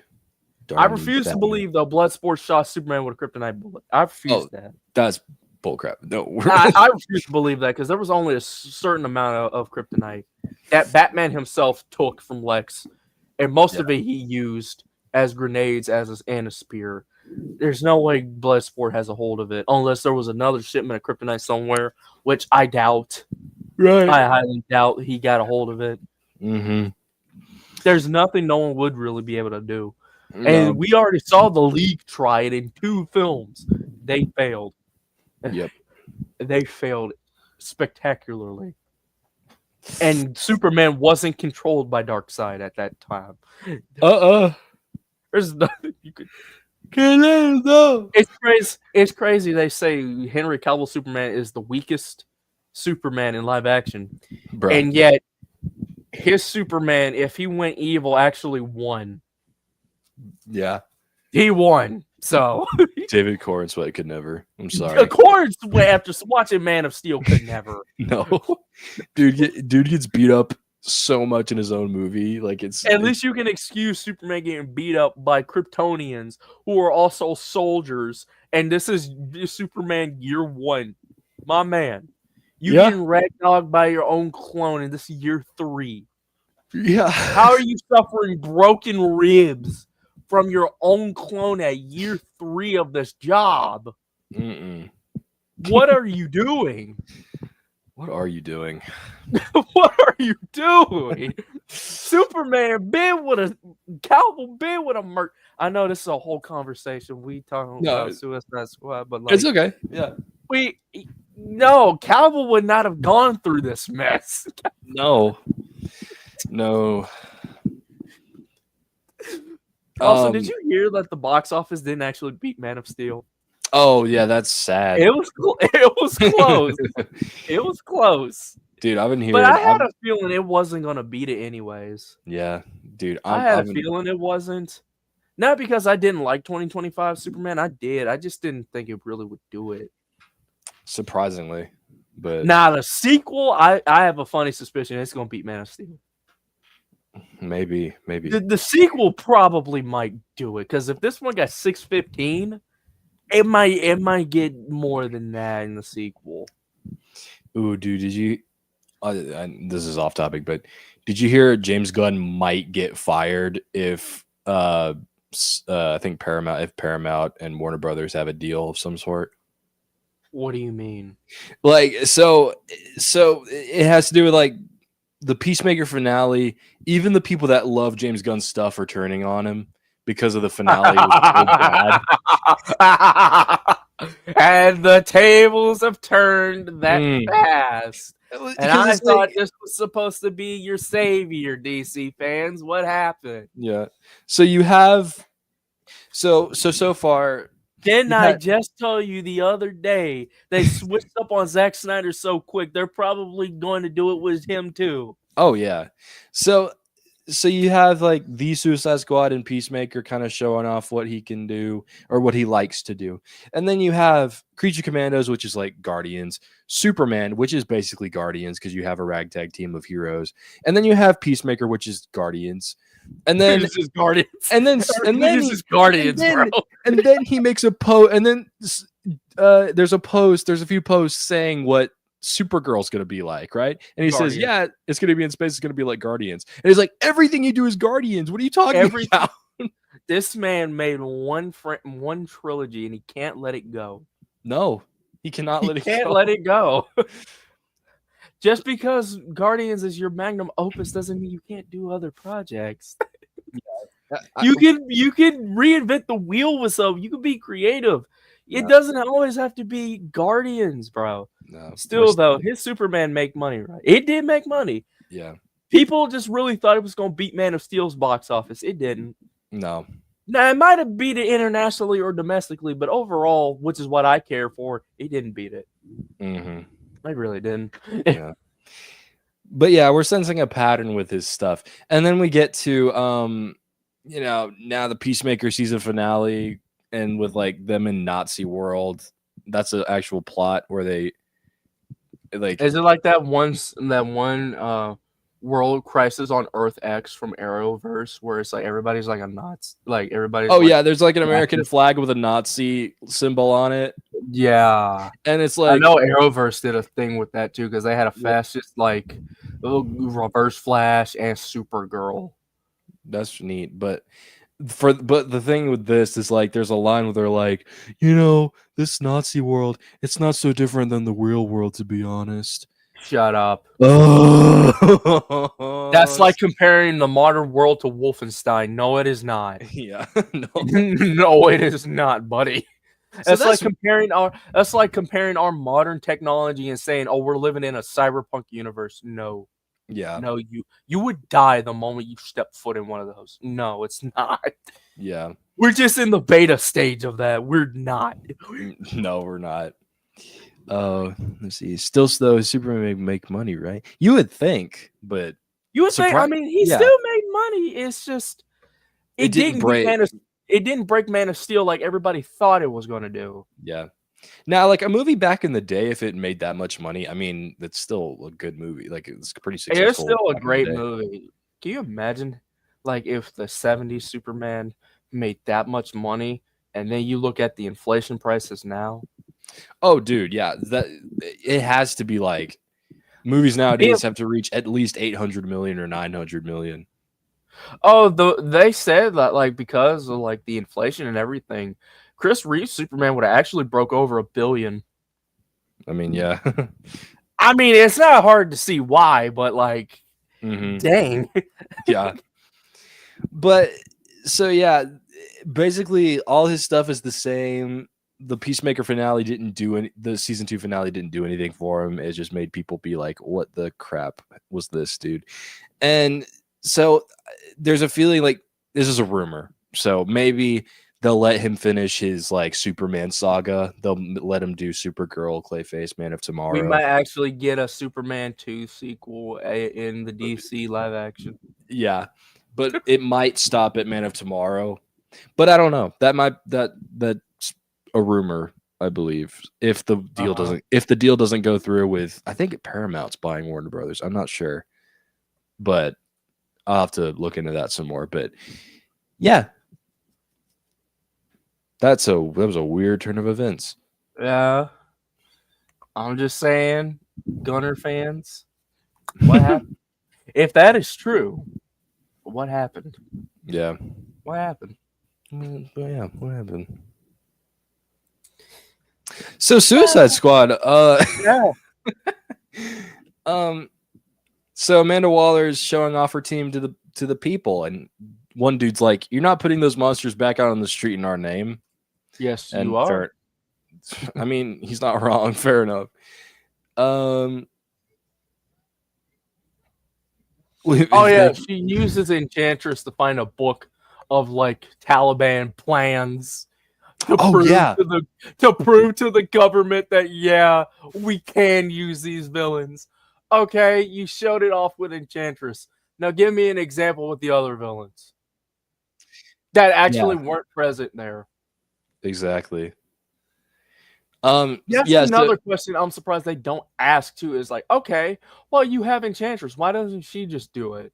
Why do we need a whole team of other people? That's a good point. If she can do this, she can handle it all by herself. You don't need a team of other villains. Mm-hmm. No, you really don't. Again, the plot would still never work. Yeah. I mean, she's unstable, but like, just make her stable. I mean, you have her heart. You can just control it. Yeah, exactly. Whoever controls the heart controls Enchantress. So, like, there you go. There you And go. if she goes out of line, stab her in the heart. Yeah. So yeah, June turns into Enchantress to show off, and there's one dude that just looks like he's down bad. That man, it was going through the ringer while he was looking at Enchantress. He was feeling something. He his was going through a phase in his life he ain't never think he'd ever go to. he, he's his desire for goth baddies had awakened inside just That now. man had an unlocked core memory that he never had in his life until that very moment. Yeah. So yeah, she steals a book or finds a book, Full of, and I don't know what it was. I just call it the Taliban plans because that's effectively what it is. oh yeah. And like the dude, the general is like, "This is incredible. We've been trying to track these plans down for years." This is like, buddy, Yeah. couldn't you have done that with Superman? Right. He was already in the Middle East at one point. Couldn't you do that with Superman? He was too busy destroying a drone and being an He idiot. was probably too busy. No, he was too busy flying a dude through like 2 walls. Yeah. Too busy. He has to do it on his own terms, David. Yeah, he grew up in Kansas. Trust him. I don't just trust me, bro. Source. That's his source, literally. Trust me, bro. If Trust Me, Bro was a person, Calvo Superman would be it. Yep. God, I love Calvo Superman, but the shit they do to him, it doesn't help his case. No, it does not. It doesn't help. No, it does not. So then we get cut to Deadshot in prison, and he's flashbacking. That's a weird term. He's Backflashing. yeah. Throwing Backflashing. There you go. wow. Backflash. Backflashing. He's just flashing the guards his bare back. That's more Moon than June Moon. No, he's not showing anything else. It's just his back he's showing.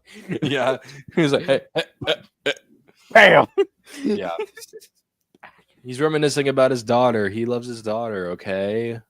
I love you and I miss you. And I think about you every day and night. So Waller and Rick Flag and June Moon visit the prison. Amanda Waller walks through and sees Harley's cell, and she says, "Are you the devil?" And then she says, "Maybe, yeah." Okay. I mean, to be fair, she tried to act like she a devil, so. Yeah, I'm sorry, Viola, but I'm sorry, Viola, you a great actress. Oh, and yeah. you didn't do bad as Amanda Waller, but why were you in this movie? Yeah. Why were you? This goes for Will Smith, too. Why are you also in this movie? Yeah, they just seem like they don't fit in this kind of... There's 3 actors in this movie that doesn't feel like they fit. Viola Davis, Will Smith, I would say Margot Robbie, but she is actually a good Harley Quinn, so I give her a pass. Yeah. And Jared Leto, why are you here? Out of everybody, out of the 3, I just say, why are you here the most? Yeah. You cultist. You know he has his own cult, right? Oh yeah, he does. It's very Morbius, strange. why are you here? You're in the wrong movie. Morbius. That movie comes out 6 years after this. It really does. God, I'm so gonna be happy. I'm gonna be jumping for joy when we rewatch Morbius. Oh, it's gonna be so good. I'm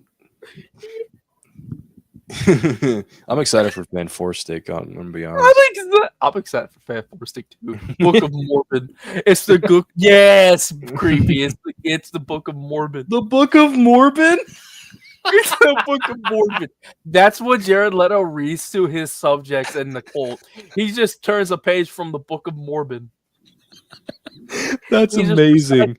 He just recites verses he made himself. Yeah. Let all my people go. Let all my people go. He's just gonna send a swarm of bats that give you a heart attack. Yeah. You know, my favorite part of Morbius was when he said, "I am the Joker," and then he did his laugh in front of the guy. I Yeah. thought that was truly one of the Marvel moments of all time. And then he got on his super cool Tron bike and drove off into the sunset. He drove off with the Tron bike. You're right. Yeah. Did you hear that they actually say Jared Leto's the worst part of Tron Ares? Dude, I've been hearing like he's just a bad actor getting bad movies. And He is a bad actor. And you know what's crazy? Two of his best films, Requiem for a Dream, I heard he was good in. And his small snippet in American Psycho was good. Then again, he didn't last long in that movie. no, I think he was in Fight Club for There's a little no bit. way he was in Fight I think Club. he was. I think he was in Fight Club. There's no way he was ever in Fight Club. He's in Fight Club. Agent Angel Face? That's his name, Angel Face. No. Honestly, he just looks like Joker without the makeup. He does. With With actual eyebrows. And now, yeah, he did. Yeah, Joker doesn't have eyebrows. I forgot about that. Yeah. Dude's 53. Hey, I admit, bro, do look good for 53 though. I give him that. I give him props for that. He's making a deal with the dark arts. I'm fairly certain. I'm fairly certain. I mean, bro got a cult, so I wouldn't be Exactly. Exactly. I still don't knock the man for looking good for his age, though. No. I give him that. Sure. Oh, Dallas Buyers Club was another one he was in. Dallas Buyers Club was another movie he was in. He was apparently that. I think he plays a tranny. You know, I don't doubt that he would do that. Yeah. He plays as a character called Rayon. Hold on. Oh, I forgot about. My God, he did. Hey, I don't knock the man for getting the odd roles. I'm not discriminating people who are trans. I'm not doing that, but I don't knock the man for doing that. I will say he did something that most male actors won't do. Yeah. I am pass on that too. You're still a shit actor, though. I hope yeah, he is. you still trash, but I at least give you props for doing it. Yeah.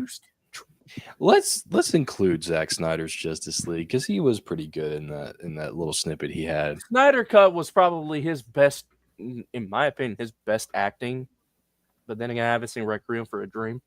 That's probably his best acting, and it was his best moment as Joker. I would say his Joker got redeemed.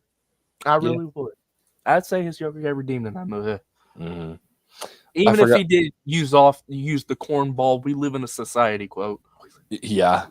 I forgot this dude was in House of Gucci where he had that weird Was he Gucci? No. Oh. But there was a scene where it was like a transition of him like screaming or yelling or crying or something, and there was like a car horn when he opened his mouth, and it transitioned to a car driving by or something.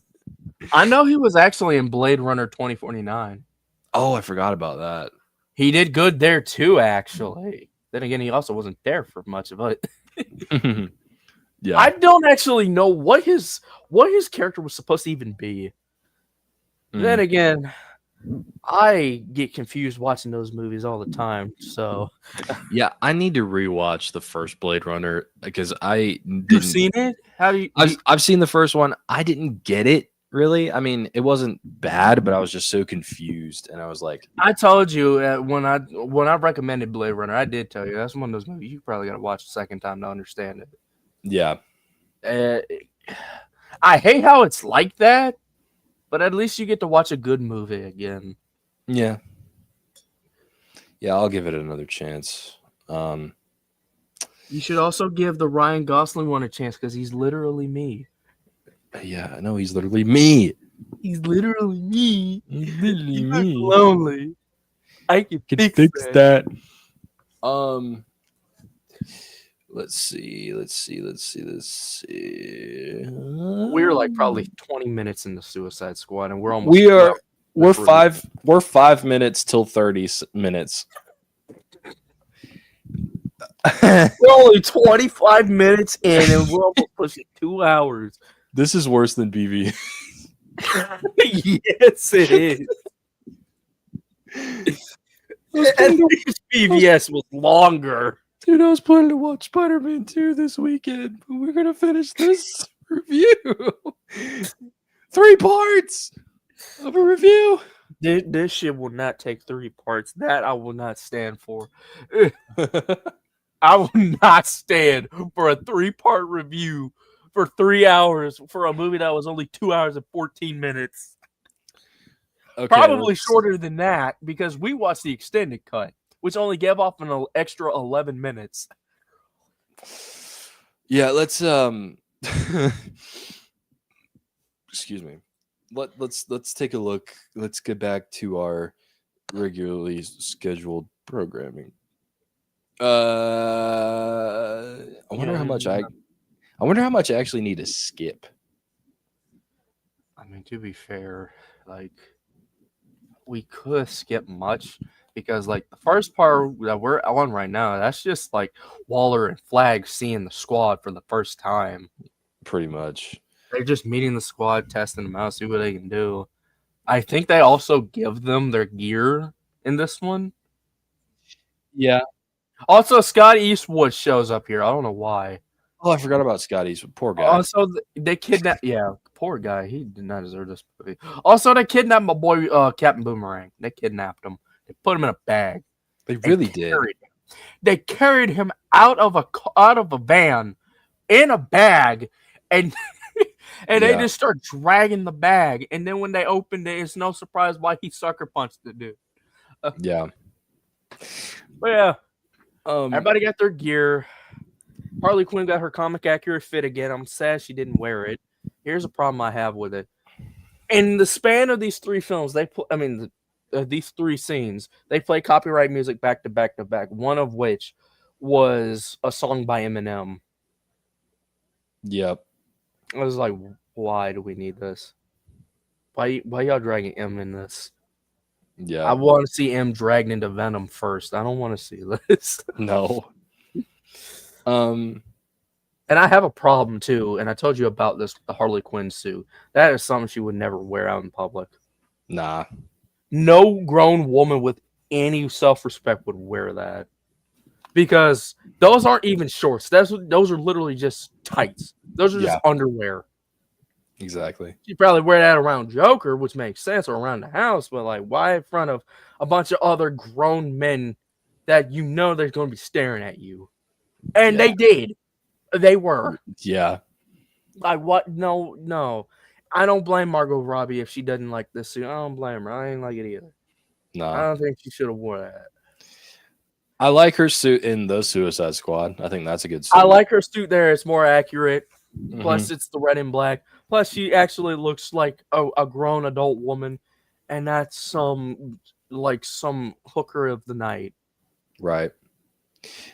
Oh yeah, so Deadshot's a special case for some reason for them, and he shows off his gun skills, and Waller promises that he can see his daughter or whatever. But that's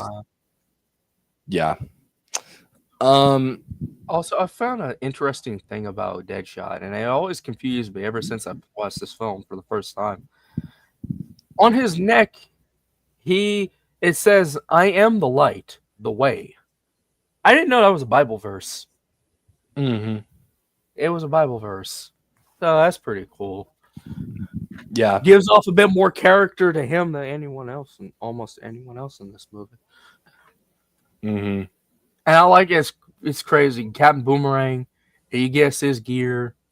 He gets his stuff. Harley Quinn gets her gear. Deadshot gets her gear. Deadshot gets his gear. And then you have Killer Croc and El Diablo. They just have jackets. Yeah. They just have jackets. Yeah. That's it. That's it. I thought that was funny. Yeah, it's kind of funny. And everybody here, Boomerang and Dash are the more well-equipped members. Yeah.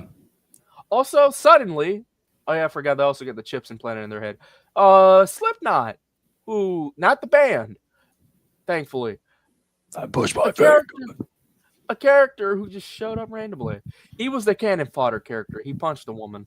She was looking at him funny. I don't know Yeah. why he was here. His whole motif is ropes. That's all I can tell. He had a rope. Yeah. He had a rope motif. Yeah. You said the only one who didn't have an intro, right? Only one who didn't have an intro. We'll get to that in a second. Yeah, he shows up. Yeah. Also, there's a thing with El Diablo that I'm not a big fan of when he uses his fire powers to say the word bye. I don't know. I just think it's kind of a little corny, just for me, but that's just me. But yeah, they have a mission, and Joker finds out. They really advertise this man as part of the squad. They have teasers and advertisements of him, and he dies. That's crazy. Mm-hmm. Joker finds out where Harley's at, and he's gonna find her. And he lays down on the floor with a bunch of knives surrounding him. Knives, guns, baby clothes. Yeah, baby onesies for some reason. So, and then he gives up the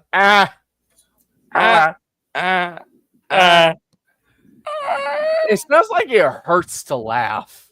It really does. It sounds like it hurts him. Yeah. And then there's one guy he interrogates in a meat freezer, and he growls at him, and that's pretty much the scene. Oh, it was Donnie Wahlberg. Yeah, he interrogated Donnie. I think that's the last time we see him, too. Oh, yeah. Oh, that was... I did not realize that was the same guy for some reason. That was Donnie Wahlberg, yeah. Okay. He interrogated Donnie. I think that was it.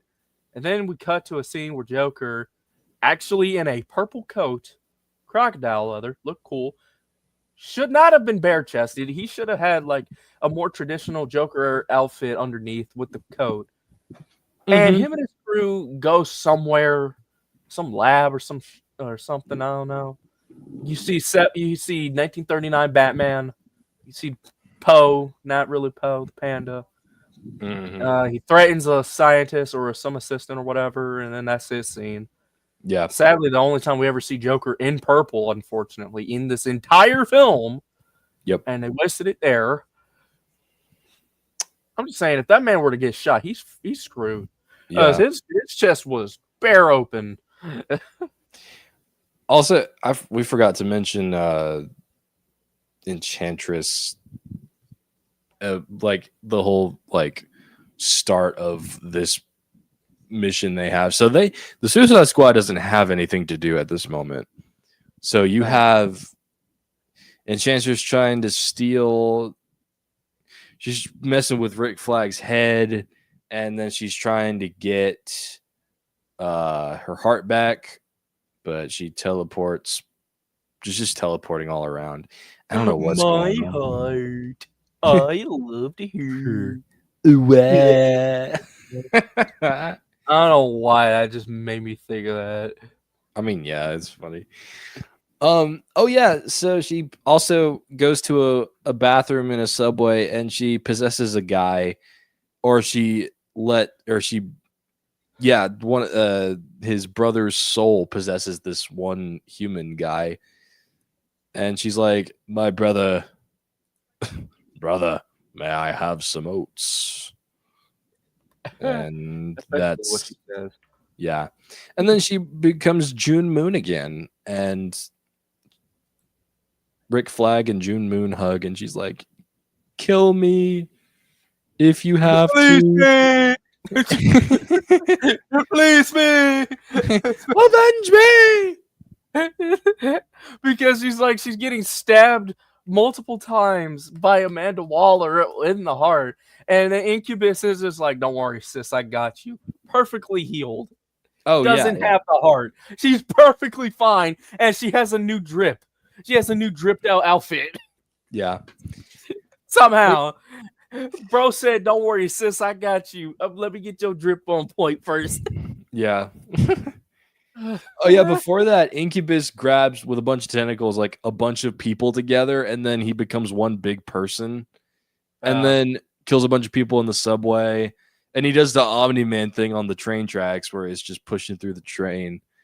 So there's that. They're like, get the task force. No, get Batman. No, get Batman. Flash. Get Wonder Woman. Get Wonder Woman. I say, okay, see, now the more I look at this, the more it makes me mad. Because Joker, with the purple coat, could have had a banging suit. And then I see this. I send it to you through Discord, 2 images. And I see, man. Yeah. you know, he could have, if it was a more traditional outfit, he could have kept that coat. Yeah.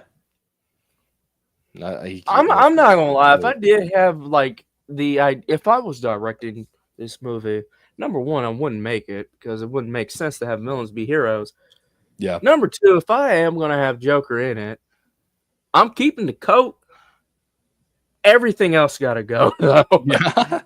Everything else gotta go. Yeah, unfortunately. What do we got? Ooh, so they Send in Task Force X. Pretty much, that's what they do. Yeah, so they get and this is when we get the scene that's the bane of my existence that even the movie didn't want to play for us. What's that? Katana shows. Oh, we're not okay. Hang on. Well, you already mentioned it a little bit. Oh, so the guard, Mark Wahlberg's brother, and Harley says, "You're dead." And he's like, "What does that mean? What does that mean?" He doesn't show up anymore after that. He sure doesn't. He sure does not. No. And then we got they insert the bombs in their necks, and that's pretty much it. He's like, you ready to hear the voice of God? And then it's Amanda Waller, and I said, God wasn't a black woman. What the hell is that? That's not him. That's not true. Oh yeah, Joker breaks into a factory or something or a science lab with his goons, and yeah, I already explained that. Oh yeah, that's right. What did he get again? I have no idea. He held something. He held some gun thing in his hand. He's like, this looks interesting. He just broke in it. I don't know what he got. I don't know what the point was at. They were just giving this man something to do. Yeah. Oh, I forgot. Rick and June teleport down below the subway where Incubus is fighting or just killing. Oh yeah, they were planning to drop a charge there, drop a bomb, and for some reason, Rick Flag had the brilliant idea to give her the detonator.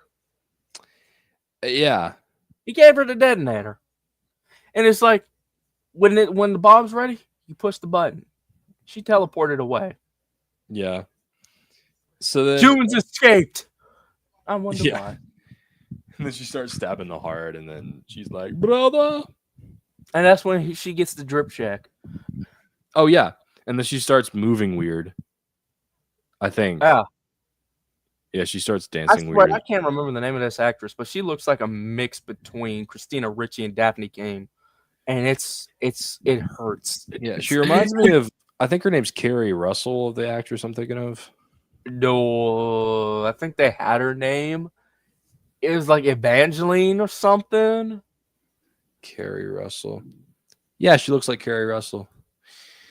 A little bit. So yeah, her and her brother are wreaking havoc, and yeah, they meet. Cara Delevingne? Delevingne.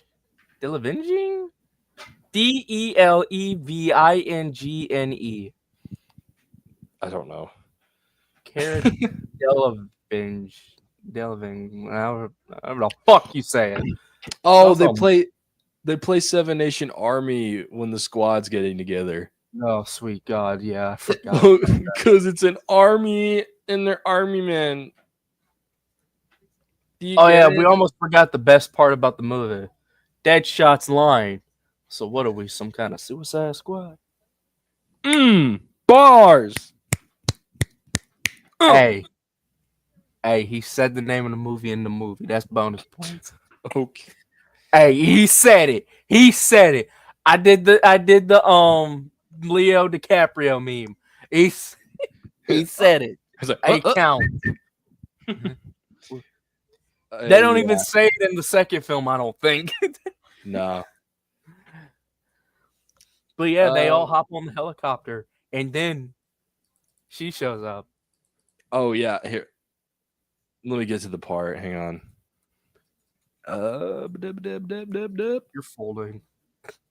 Here we go. Oh yeah, this is her introduction, by the way. Like they show her, and then they show a flashback of her fighting some dudes, Yeah. and that's her exposition for like her husband is dead or whatever. This is Katana. She's got my back. I would advise not getting killed by her. Her sword traps the souls of its victims. Hold And on. it's crazy. She never uses that gimmick at all in the entire movie. No. The whole movie, she doesn't use it. No, she doesn't. Not even when Harley Quinn cut Enchantress. Her sword traps the souls of those. Okay, well, Harley cut her in the final battle. It did nothing. No, it did not. So not only did the gimmick suck, but she couldn't even really use it. No. I don't blame Kimiko for joining the boys. No. You went to a much better team. Soups are corrupt. We can't join. I'm convinced the boys is actually that universe's depiction of the Suicide Squad. Yeah. I'm convinced because there actually is none in the boys universe at all. I'm convinced they're the equivalent to that. Mm-hmm. Hey, I hate to do this, but I'm getting tired. Man, it's 2 hours. I don't blame you. Yeah. At least we're about halfway there. So yeah, we got the gist of the boring part out of the way first. Yeah. Then we get to the other stuff. But that's part one. Again, I feel like Man of Steel is the only one we didn't have to double down on. I just gotta get stuff out of the way. That's on me. But yeah. Stay tuned tomorrow night. If you would like to do tomorrow night. Okay, yeah. So sounds good. So we'll come back for part 2 tomorrow night. And yeah. Cool. See you guys tomorrow night. Yeah. Bam. Bye.